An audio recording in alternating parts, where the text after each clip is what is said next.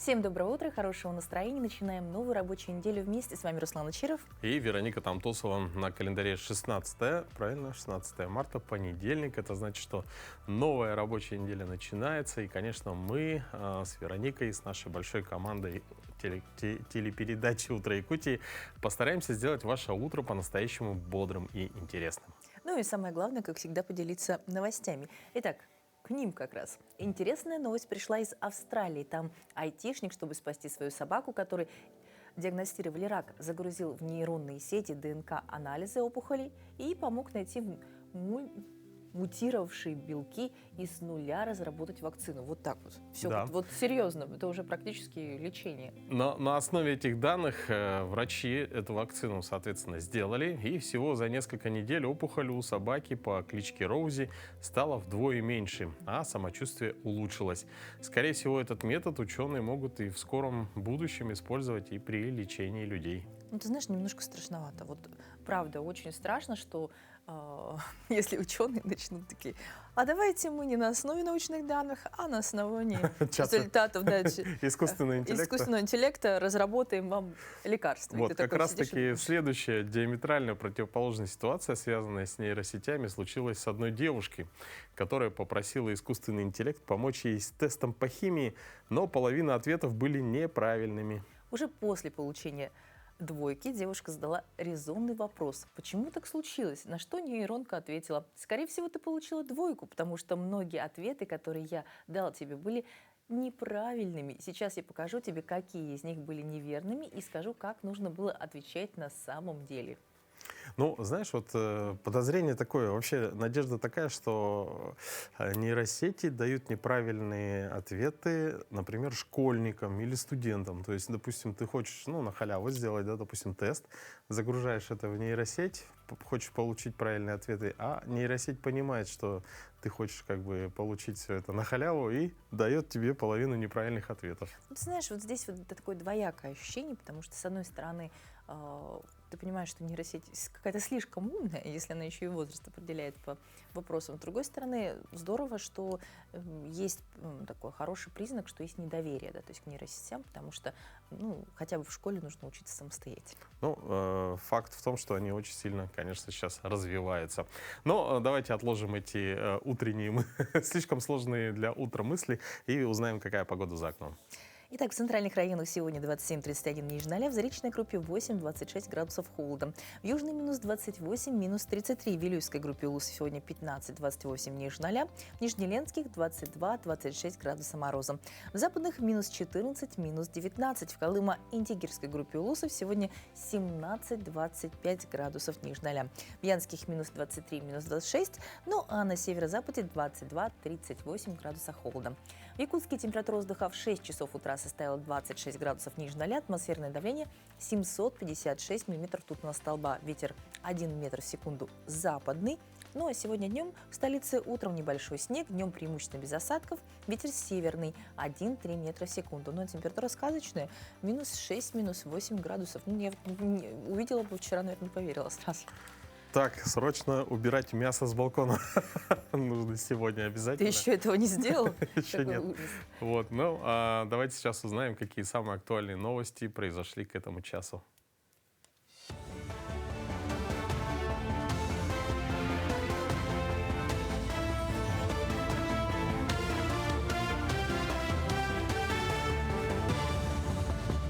Доброе утро, Якутия. Последние новости к этому часу. Антон Котяков заявил об увеличении средней зарплаты россиян в 2025 году на 13,5%. Министр также отметил, что реальная зарплата выросла на 4,4%.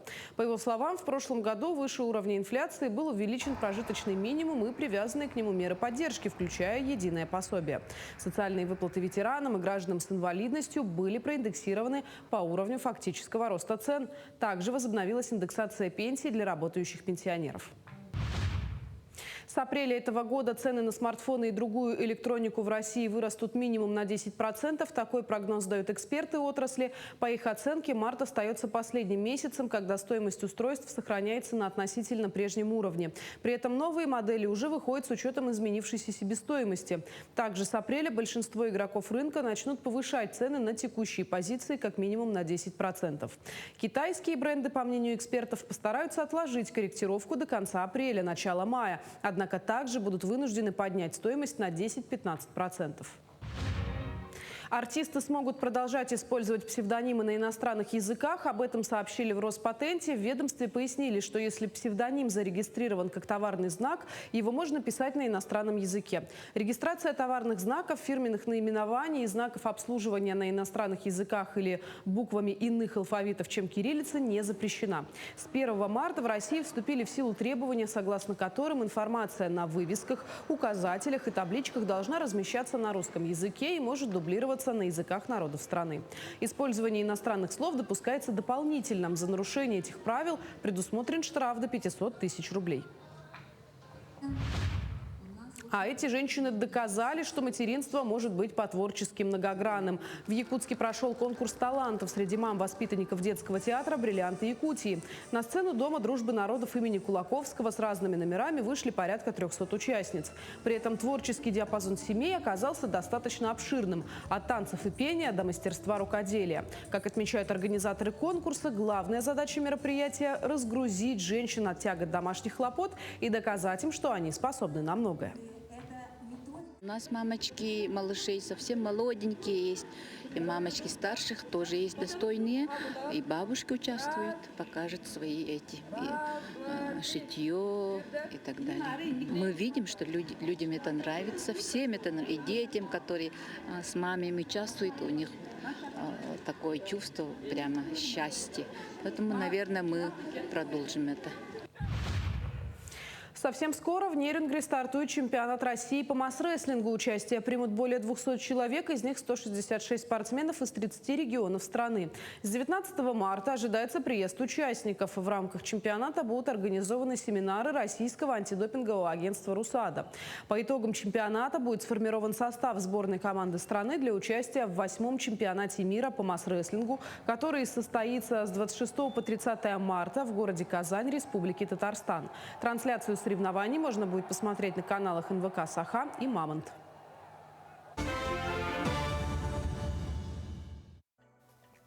Нужно просыпаться вместе с нами, даже если ваш кот выключает вам будильник. Но вот этому пушистику, которого вы сейчас видите на своих экранах, видимо, настолько не нравится звук будильника на телефоне, что он буквально срывается с места, чтобы выключить назойливый звонок на смартфоне. Если вам также не нравится просыпаться под звонок будильника и у вас нет кошки, умеющей его выключать, то лучше всего просыпаться под звуки нашей программы. Мы сделаем ваше пробуждение более мягким и комфортным. С добрым утром вам!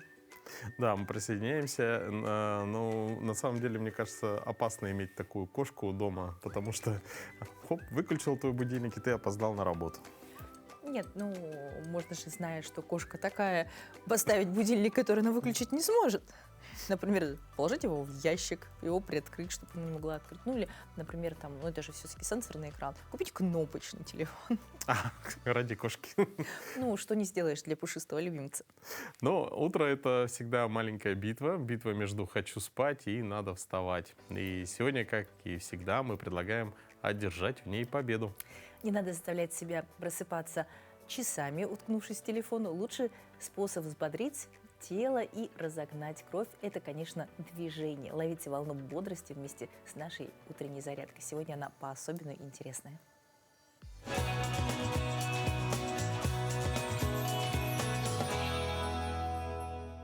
Всем доброе утро! Сегодня я расскажу и покажу, как можно избавиться от носогубных складок. Также мы приподнимем именно скуловые кости, потому что у нас каждым годом эта зона сползает вниз. Эта гравитация делает свое дело. И мы подтягиваем также овал лица. Давайте приступим. Первое упражнение. Берем указательные пальцы и кладем возле крыла носа, где у нас носогубная складка. Приложили плотненько, не просто положили, да, а мы притапливаемся, прямо до костей доходим, и мы делаем губой У. Когда мы делаем губой У, вы должны почувствовать именно натяжение вот верхней губы. Делаем 6 раз. У. Даже можете прямо проговаривать букву У. Также второе упражнение. Что мы делаем? Мы должны приподнять именно скуловую кость. Берем масло или массажный крем. Вот эту вот область хорошенько мы обрабатываем, чтобы у нас пальцы скользили по этой зоне. Мы должны скользить средним пальчиком под скулой. Вот где у вас выпирающая часть скулы, вы должны средний пальчик под скулой вести к периферии в области ушей. Плотненько под нижней скулой вы должны делать вот такие вот поглаживающие движения. Делаем 10 раз с каждой стороны. Очень хорошо приподнимает именно скуловые кости, и ваши щеки скажут спасибо.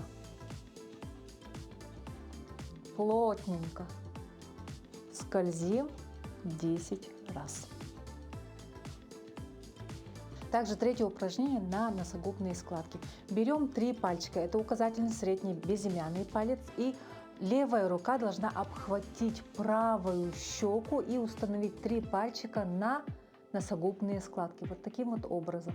Что мы делаем? Мы попеременно берем пальчики и продавливаемся внутрь и на себя тянем. При этом мы должны именно работать с мышцами, которые приподнимают щеки вверх. Это у нас малая и большая скуловая мышца. Будут болезненные ощущения, вы прямо будете чувствовать, да, но это именно где крепятся эти мышцы, малая и большая скуловая мышца, она уходит в гипертонус в течение дня. И мы должны максимально расслабить эту зону. Также берем правую руку и заводим за левую щеку, 3 пальчика устанавливаем на носогубные складки, и попеременно мы пальчики проминаем эту зону, которая у нас проваливается, и гравитационный птоз показывает нам визуально носогубные складки. Вот это вот упражнение очень хорошо поднимает именно скуловые кости, также выпрямляет носогубные складки. Выполняя простые упражнения по технике ГУРО, вы можете избавиться от носогубки и также подтянуть овал лица. Это делается в течение 5 минут. До новых встреч! Мы привыкли думать, что библиотека — это тишина и множество стеллажей с книгами. Но сегодня там бурлит жизнь. Дети мастерят на мастер-классах, а студенты обсуждают проекты в уютных коворкингах. Как меняется храм книги и зачем туда идти, когда есть интернет? О развитии библиотечного дела, новых форматах работы и читательских предпочтениях мы поговорим с Юлией Андреевной Васильевой, директором Нюрбинской централизованной библиотечной системы, отличником по молодежной политике Якутии. Доброе утро. Доброе утро. Доброе утро. Юлия, расскажите, зачем ходить в библиотеку в век интернета? Ну, в библиотеку ходить непременно надо, скажу я вам. Сегодня меняется модель библиотеки. То есть раньше, если мы воспринимали библиотеку больше как книжное хранилище, то сегодня каждый человек, вне зависимости от возраста, пола, может найти себе там занятия.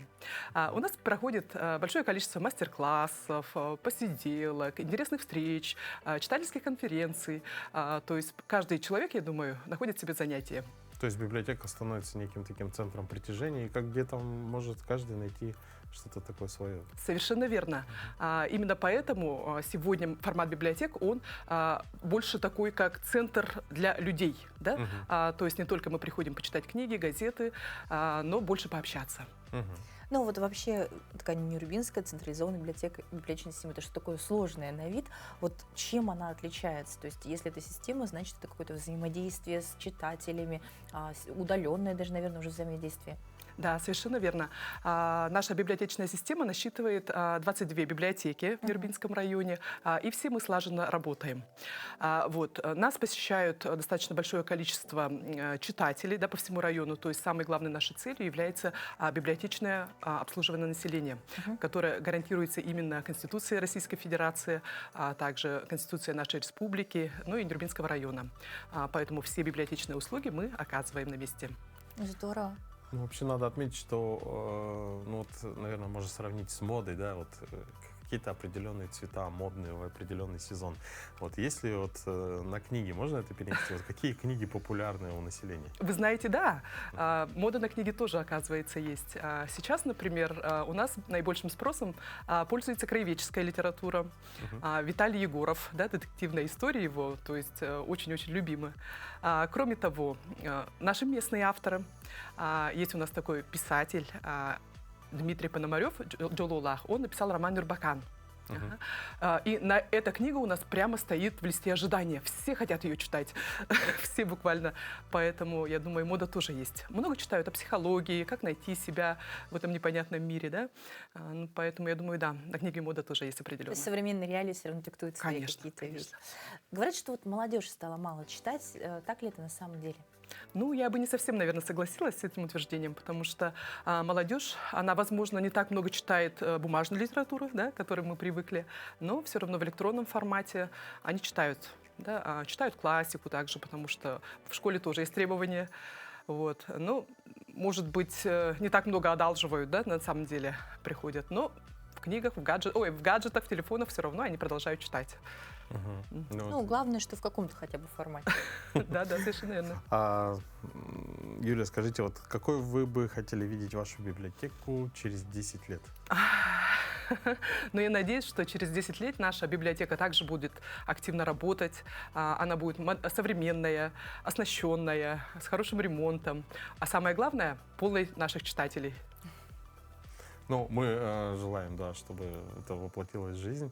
Вообще, вот вы отметили, кстати, вот интересный момент. Я вот тоже много раз посещал библиотеку, но такого понятия, как лист ожидания. Это то есть человек, допустим, возвращает книгу в библиотеку, и вы звоните следующему человеку, который в листе ожидания. Нет, мы Как примерно знаем, например, через 2 недели человек должен вернуть книгу.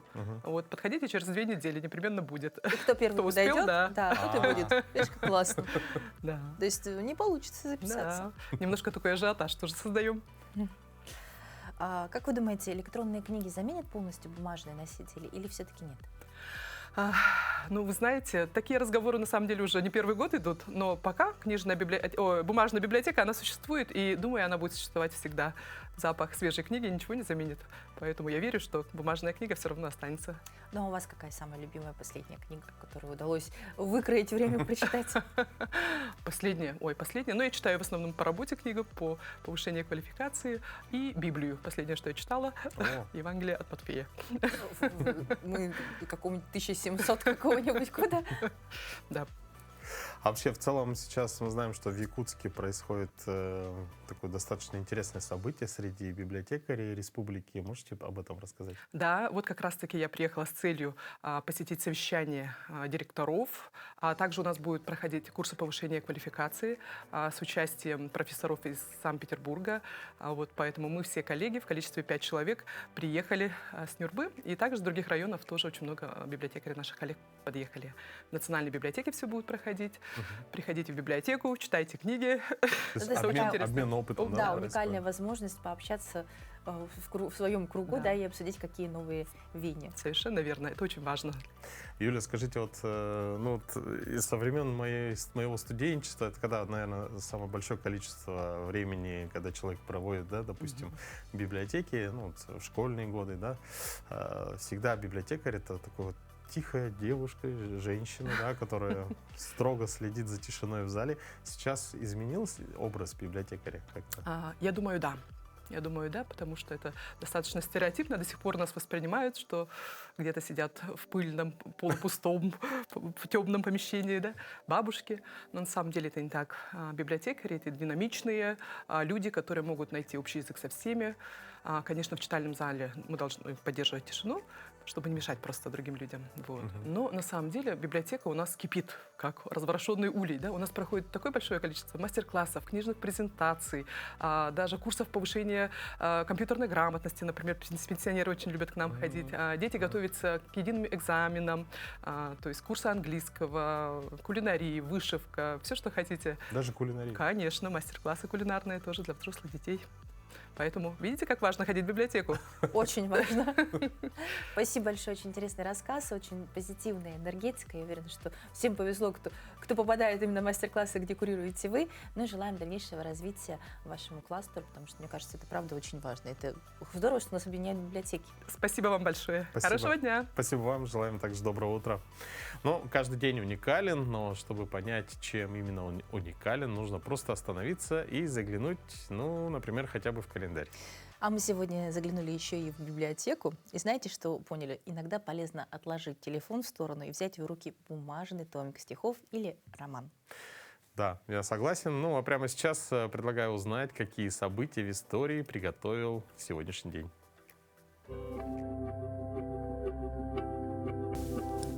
На календаре 16 марта.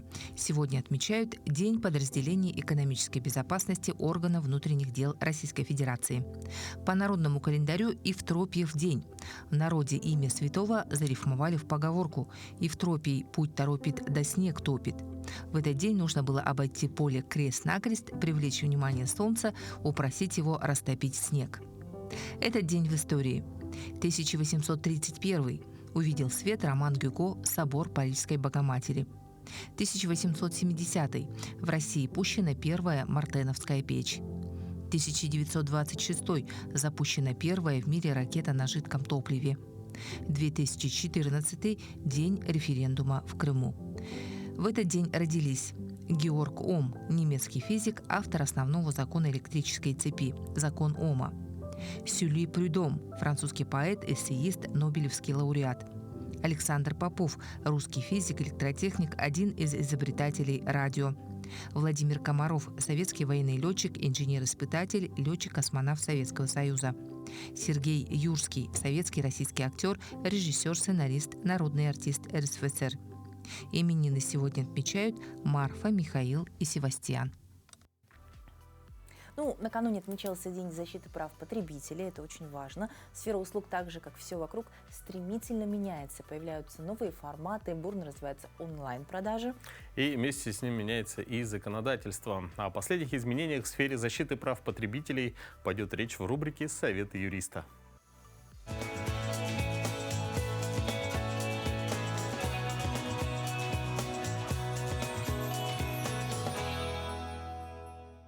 С 1 февраля текущего года вступили в силу важные изменения в Закон о защите прав потребителей.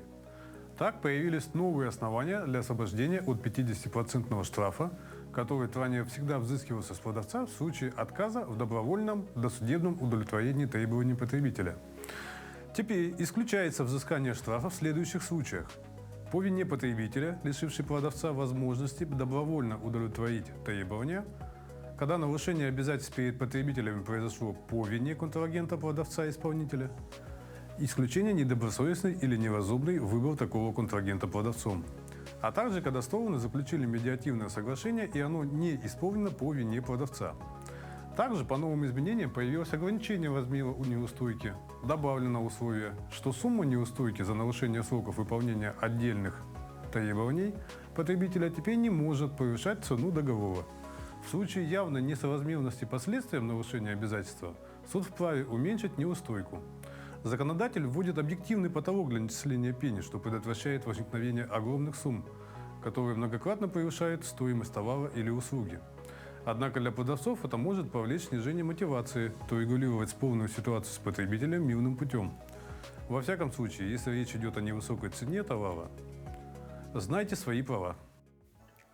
Активными потребителями услуг сетевой торговли сейчас становятся дети, и встает насущный вопрос о приобретении личной детской карты. В очередном выпуске нашей постоянной рубрики «Финансовая грамотность» мы сегодня расскажем о детской банковской карте. С какого возраста ее можно оформлять, какие ограничения действуют, что необходимо рассказать ребенку, прежде чем у него появится своя собственная карта.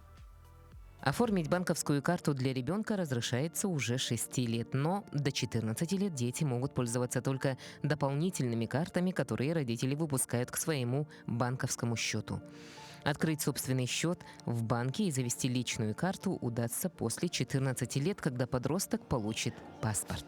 Раньше моя карта была привязана к номеру телефона мамы, и из-за этого я не мог следить за своими финансами, и у меня было много ограничений. Теперь я заимел свою карту, и у меня появилось очень много привилегий, я также могу следить за своими финансами. Если подросток оформил собственную карту, родителям стоит напомнить правила пользования и безопасности. Первым делом посоветуйте ребенку добавить номер горячей линии банка в список контактов. Он есть на обратной стороне карты и на официальном сайте банка. Проследите, чтобы подросток подключил уведомления об операциях. Прежде чем ребенок начнет пользоваться картой, расскажите ему, как защититься от мошенников. Никогда никому не сообщайте ваш пин-код. Никогда никому не давайте даже на время вашу банковскую карту. Если возникнет необходимость снять деньги в людном месте, лучше прикрывать клавиатуру рукой. Не делитесь секретными кодами, которые расположены на оборотной стороне карты. Если вдруг вы потеряли детскую карту, необходимо сразу сообщить об этом родителям. Если вы являетесь владельцем молодежной карты, то вы можете сами позвонить на горячую линию. Хранить деньги на пластике гораздо удобнее и безопаснее, чем носить с собой наличные. Как показывает практика, дети теряют карты реже, чем купюры и монеты, которые обычно небрежно носят в карманах. Но у карт все же есть специфические риски. Дети могут терять ощущение реальности и тратить больше, чем необходимо. Но в целом достоинств у детской карты куда больше, чем недостатков. Для ребенка карта – это не только удобный способ оплаты покупок, но и первый опыт управления своим личным бюджетом. Как ты думаешь, вот ребенку можно скинуть, например, сразу всю сумму на месяц или ежедневно пополнять ее небольшими Знаешь, суммами? мне кажется, все зависит от ребенка. То есть, если до этого у него, помимо банковской карты, не было никаких собственных денег, тогда, наверное, лучше пока как-то дозировать. То есть, сегодня я тебе даю вот столько денег, ты должен приобрести, распределить их, вот столько ты можешь самостоятельно потратить, столько я хотела бы увидеть, что ты потратишь там на завтрак, например, на обед школьный, еще на что-то, а потом уже эту сумму можно увеличивать. Кто делал это с самого детства и подошел к 14 годам к карте, я думаю, что вполне можно просто информировать, я отправил тебе такую-то сумму, то я не предполагаю, что в ближайшие там 2 недели я еще что-то буду тебе отправлять, поэтому имей в виду, что она у тебя есть, ты можешь потратить ее сразу, ну или на свои нужды распределить. Подготовка ребенка к взрослой жизни, Ну, получается. мы на самом деле все живем. Но... Аванс и зарплата. Да, как-то так. Ну а на очереди у нас рубрика «История в кадрах». И сегодня речь в ней пойдет о выдающихся женщинах, политиках Якутии Александре Овчинниковой и Марии Нартаховой. Эти смелые и целеустремленные личности оставили значимый след в истории Якутии, занимали высокие посты и внесли весомый вклад в развитие республики.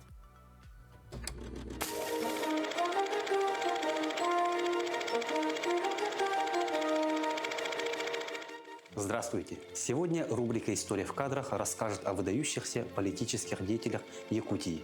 Это Мария Дмитриевна Нартахова и Александра Яковлевна Овчинникова.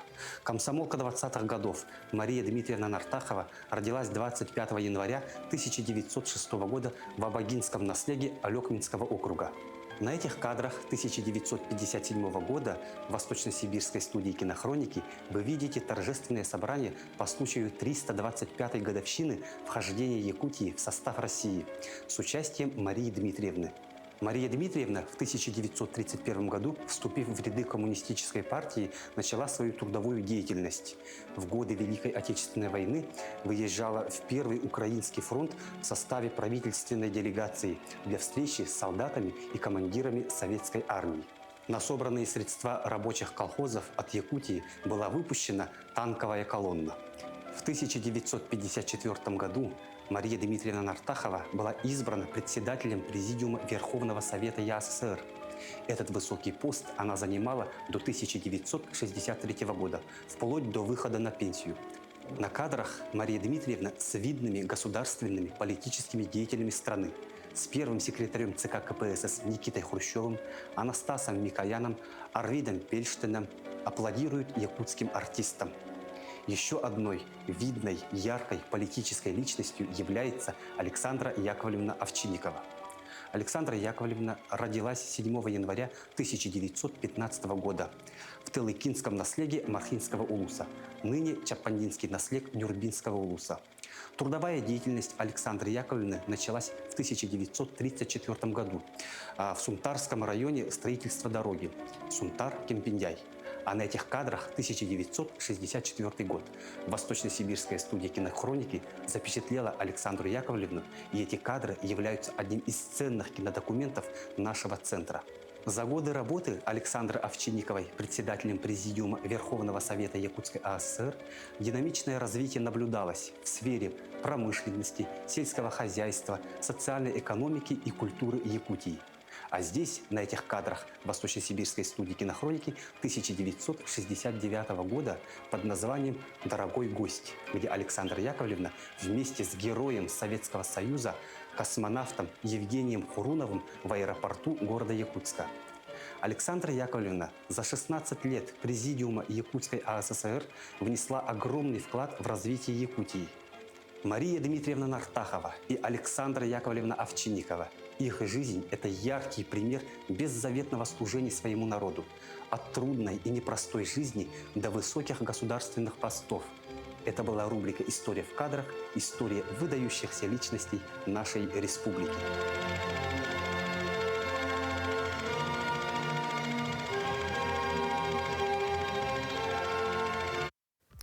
С 1 по 3 апреля в Якутске пройдет региональный этап всероссийского конкурса «Мастер года» среди преподавателей и мастеров производственного обучения профессиональных образовательных организаций. Конкурс, который проводится в этом году в 6-й раз, направлен на повышение престижа педагогических профессий, популяризацию передовых идей в области образования и подготовки кадров, а также изучение и внедрение лучших педагогических практик системы среднего профессионального образования. Организаторами регионального этапа конкурса выступают Министерство образования и науки Республики и Институт развития профессионального образования. Об этом мы поговорим с нашей гостьей Натальей Ефимовой, заведующей кафедры Института развития профессионального образования. Доброе утро. Доброе утро. Наталья Николаевна, расскажите о конкурсе «Мастер года». Так, конкурс «Мастер года» у нас проводится 6-й год, и в рамках федерального проекта «Профессионалитет», национального проекта «Молодежь и дети», да, и конкурс более, скажем, молодой, но тем не менее он стал очень престижным и таким интересным. Каждый год у нас по всей России принимают более 10 тысяч преподавателей, мастеров производственного обучения, да, и в этом году вот как раз у нас скоро стартует региональный этап для всех регионов России. А какие этапы уже прошли и какие еще предстоит пройти конкурсантам? Конкурс сам состоит из 3 этапов. Это, в первую очередь, отборочный этап. Да, у нас как раз на той неделе завершился этот этап, и приняли участие 31 педагогических работников из 23 образовательных организаций. И в финал у нас вышли всего лишь 10 преподавателей и мастеров производственного обучения. Да? Здорово. И вот как раз они будут уже на региональном этапе, очный этап, да, у нас это будут 10 финалистов показывать свое профессиональное мастерство. Это испытание, скажем, из 3 конкурсных заданий. Да? Это в первую очередь они готовят видеоролик для конкурса «Я мастер» и уже рассказывают о своей деятельности. И второй – это очень волнительный такой момент, да, все в один день по жеребьевке показывают свой мастер-класс. Для других студентов, вообще в другой площадке, да, поэтому очень волнительно. И 3-й этап, это мы в прошлом году внесли в «Любить профессию». Это профориентационное такое занятие они проводят, и всем очень понравилось, и решили в этом году тоже продолжить этот. А какие вот регламенты оценки? Регламенты оценки очень, вот последние годы очень высокие требования к участникам, поэтому не все, к сожалению, проходят региональный этап, да, и во время конкурса мы все, по всей России мы работаем по единым критериям. Ну, критерии, честно скажу, очень такие, такие строгие, да, и высокие. Не каждый, короче, может выступить на данном конкурсе и стать победителем.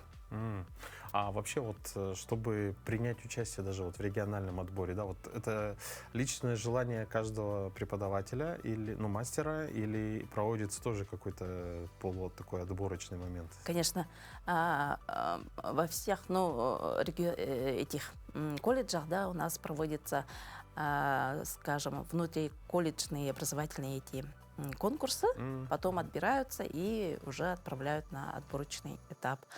И, скажем, в прошлом году у нас как раз, ну, юбилей конкурса прошел, да, и вот как раз мы выпустили книжку, юбилейную, и там посчитали, у нас всего было участников 100, ну, в общем количестве 187 участников. Из них вот 5 победителей, да, и 58 финалистов. Ну, очень много участников. Да, и каждым годом у нас число растет, что нас очень радует организаторов. А есть ли, допустим, такие участники, которые ежегодно участвуют? То есть, из года Да, в год? что интересно, в этом году было несколько, ну, по-моему, где-то 5 заявок, которые были на прошлогодних конкурсах и стали финалистами, и в том числе был еще один победитель. Как вы считаете, что дает участие в этом конкурсе? Ну, в первую очередь, надо отметить то, что вот этот данный конкурс, да, является единственным конкурсом среди педагогических работников, да, именно системы СПО. Поэтому это очень такой грандиозный, масштабное мероприятие, да. И в первую очередь, конечно, каждый участник дает себе вызов, да, и, скажем, это уже выходит из зоны комфорта, и уже показывает свое профессиональное мастерство. И надо отметить то, что вот финалистами, победителями становится не тот, который, да, сам, ну, чисто так активно готовится, да, а тут играет большую роль, на наш взгляд, да, организаторов. Это сплоченная команда образовательной организации. Это методисты, заместители директоров, там, коллеги, студенты, да. Все вот, когда они работают с сплоченной командой, тогда и будет хороший результат. То есть в этом конкурсе один в поле не воин. Да, это точно. Ну, это здорово, когда есть возможность объединиться с своими студентами, наверное, как-то меняется даже взгляд и подход к работе с ними. Да. А как вы считаете, что дает самим вот участникам такие вот подобные конкурсы профессионального мастерства? Ну, в первую очередь, они знакомятся со своими коллегами, да. Каждый участник у нас очень талантливый, да, это и именно вот по призванию они приходят в систему СПО. И, конечно же, это обмен опытом и, скажем,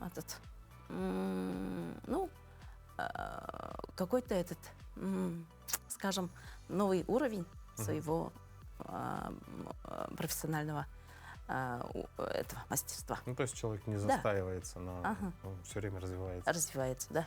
Ну и, конечно, уже совсем скоро будет определенными победители, да, кто им станет, финала конкурса, который предстоит в нашем регионе на федеральном уровне. Что бы вы хотели им пожелать? Ну, как организаторы, конечно, мы желаем нашим участникам, чтобы они хорошенько подготовились, да, по всем критериям нашего конкурса, и творческого вдохновения, и чтобы они дерзайте, и ждем вас уже на очном этапе конкурса. будет очень интересно. Очень. Да. Спасибо большое, что пришли. На самом деле очень замечательная, мне кажется, инициатива, да, и, конечно, очень интересно, кто победит. Да.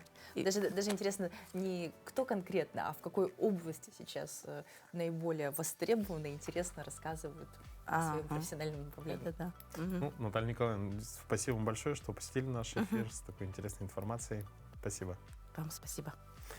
Ну а в Ленском районе прошло первенство по пауэрлифтингу среди юношей и девушек. В соревнованиях приняло участие более 25 спортсменов из городов Ленск, Мирный и поселка Чернышевский. Они продемонстрировали не только физическую подготовку, но и силу духа. Каждый с азартом боролся за победу. И в итоге отличные результаты.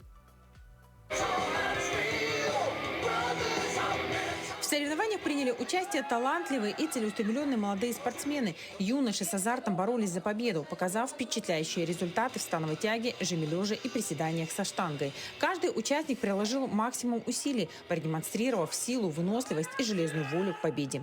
Антипин Николай, он собирает сегодня сумму кандидатов в мастера спорта для дальнейшего их выполнения на всероссийских соревнованиях. И второй – это Рябков Михаил. Он сегодня проходит отбор, собирает сумму мастера спорта России также для выполнения мастера спорта на всероссийских соревнованиях. То есть вот это у них такой проходной старт.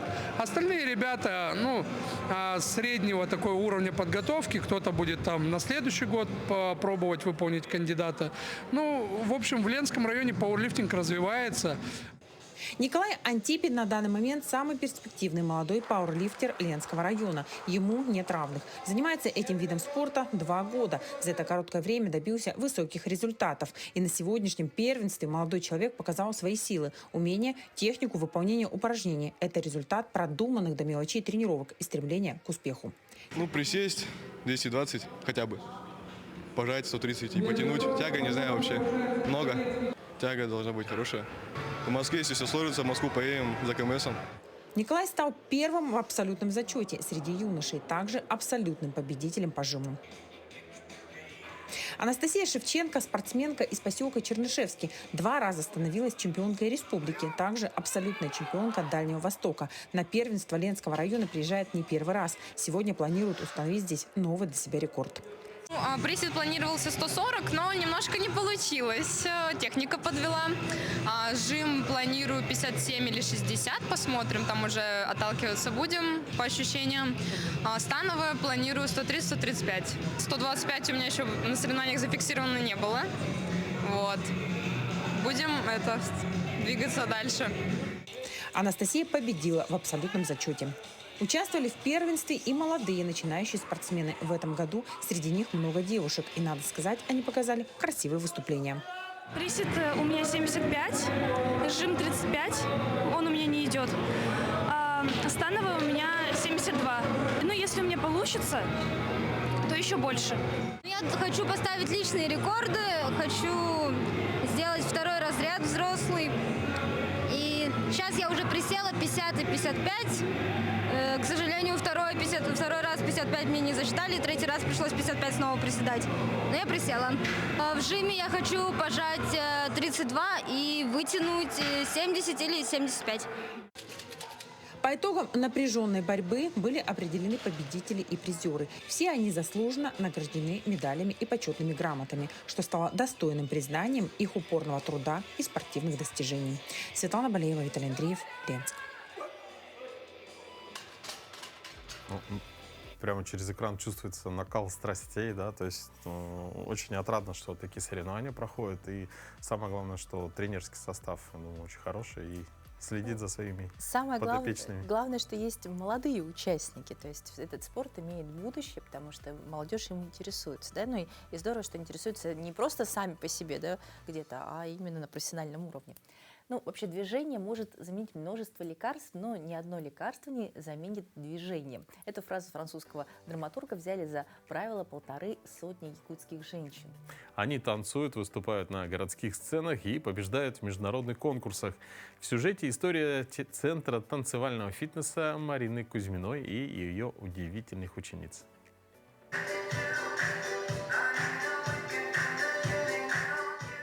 В Якутске работает Центр танцевального фитнеса Марины Кузьминой. Здесь занимается больше 150 женщин, для которых открыто 5 направлений. От суставной колонетики до энергичного диска 5000 шагов. Но главное, что привлекает сюда учениц, это не только спорт, а чувство окрыленности после каждой тренировки. Когда работала, я с работы, хоть мороз, не мороз, там поздно, я бегала по вечерам с таким удовольствием. Сейчас я ушла на пенсию уже 2 года, и все равно продолжаю заниматься. А иногда вроде как-то из дома неохота выходить. Думаешь, ну, все-таки берешь себя в руки, идешь, и после этого уже обратно бежишь просто на крыльях. Ирина признается, бывает трудно заставить себя выйти из дома, особенно в морозы. Но каждый раз после занятия она возвращается с легкостью на душе. Такие перемены чувствуют многие. За плечами у каждой годы работы, а с ними и накопленные проблемы со здоровьем. Но здесь женщины находят способ мягко и с удовольствием поддерживать себя в форме.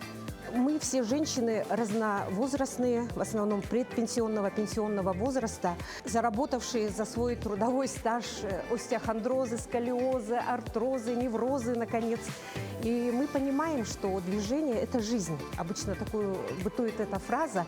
И французский драматург Альфред Мюссе как-то сказал, что движение может заменить несколько лекарств, но ни одно лекарство в мире не может заменить движение. И это очень верно. Мы двигаемся, у нас улучшается кровообращение, улучшается метаболизм и улучшается настроение. Постепенно обычные тренировки переросли в творчество. Активные участницы объединились в танцевальный ансамбль «Леди Плюс». Теперь они выступают на городских праздниках, участвуют в масштабных флешмобах и украшают своим присутствием культурные события Якутска. Их талант оценили и за пределами республики. Коллектив не раз становился лауреатом международных конкурсов и завоевывал гран-при. Я занимаюсь у Марины Егоровны уже давно, я думаю, наверное, где-то с 2019 года. За это время, знаете, мы выучили уже столько танцев. Мы действительно танцевали практически на всех сценах в городе, и во Дворце культуры имени Кулаковского, и на сцене Сахатеатра, как настоящие артисты. Светлана, как и ее подруги, с гордостью говорит о сценическом опыте. Но главное, что дает занятие, это внутреннее состояние. Руководитель центра замечает, женщины сюда приходят не только за фигурой, а за тем самым чувством, которое дарит танец. Женщины занимаются для своего здоровья, для развития, да? Ага. Потому что танец – это антидепрессант натуральный. Они пришли, станцевали, получили удовольствие, настроение поднимается, ощущают себя счастливыми. И вот главная цель вот это вот. В центре танцевального фитнеса женщины находят то, что делает их сильнее и радостнее каждый день. Впереди новые танцы, новые сцены и новые победы. Но если признаться, то я человек не суеверный, но есть одна традиция, которую я люблю. Это смотреть гороскоп в понедельник утром. Просто чтобы понять, какую же шутку приготовила для нас жизнь. Шутки шутками, но иногда совпадения бывают очень точными. Давайте посмотрим сюжет о том, что ждет каждый знак зодиака на этой неделе. Возможно, эти советы действительно помогут нам все успеть.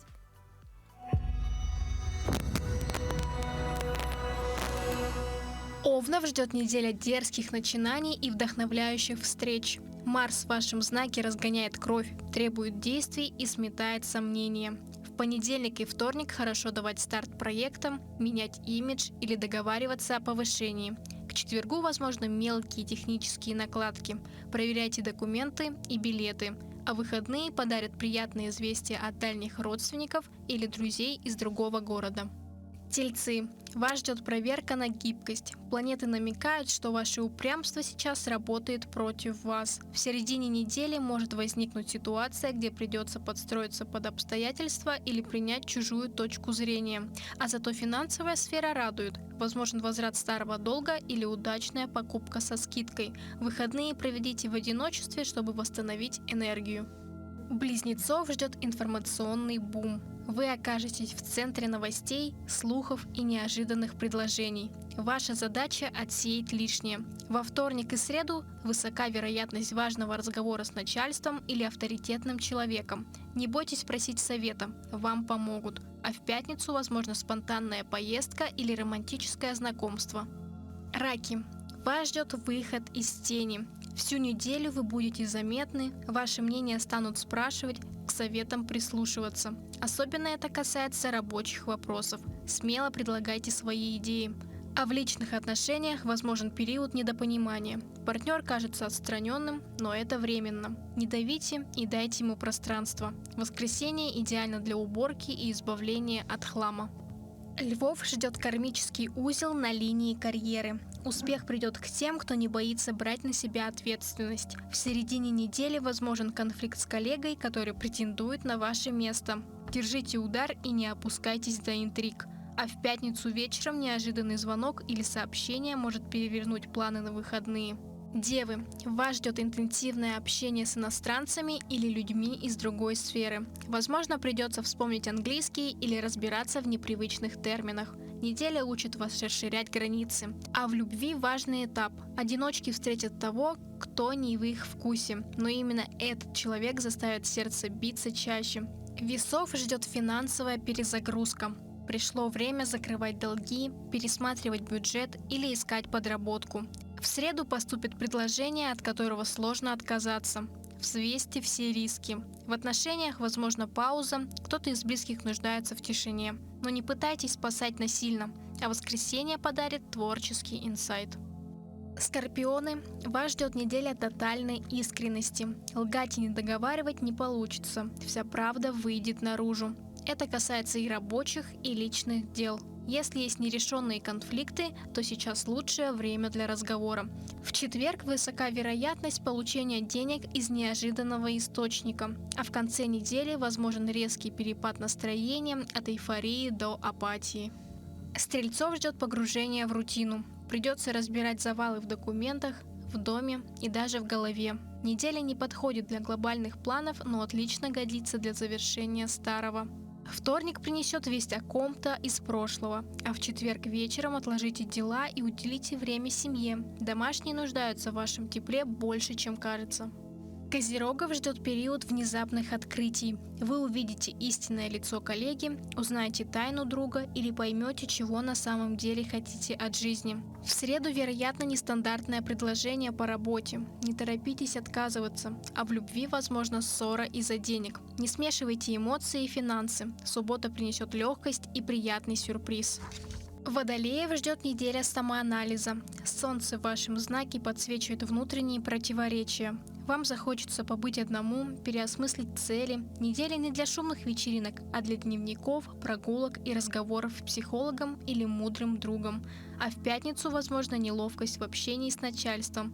Не оправдывайтесь, просто работайте качественно.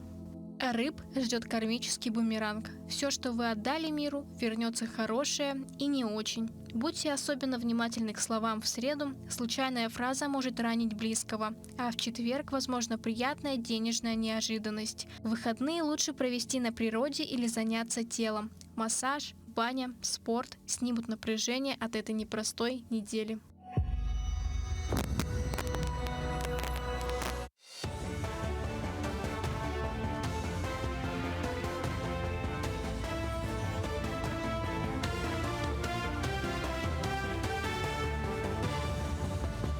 Продолжаем освещать самые заметные события. Доброе утро.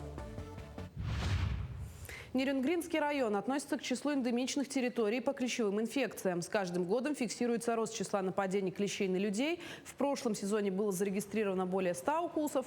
Лабораторные исследования выявили среди клещей возбудителей опасных заболеваний, в том числе вирусного энцефалита.